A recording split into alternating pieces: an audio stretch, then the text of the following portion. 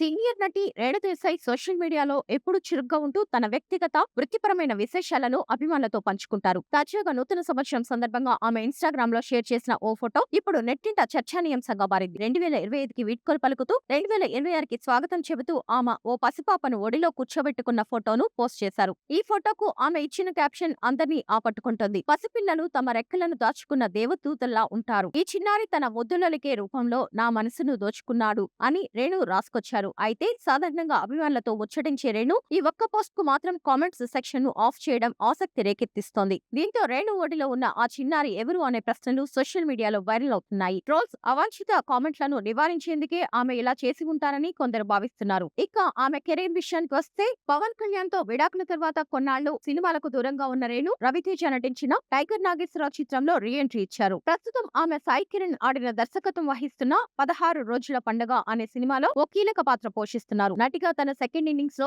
వైవిధ్యమైన పాత్రలు ఎంచుకుంటూ రేణు దేశాయ్ బిజీగా మారుతున్నారు. న్యూ ఇయర్ సందర్భంగా ఆమె అభిమానులకు శుభాకాంక్షలు తెలుపుతూ ఓ వీడియో కూడా విడుదల చేశారు.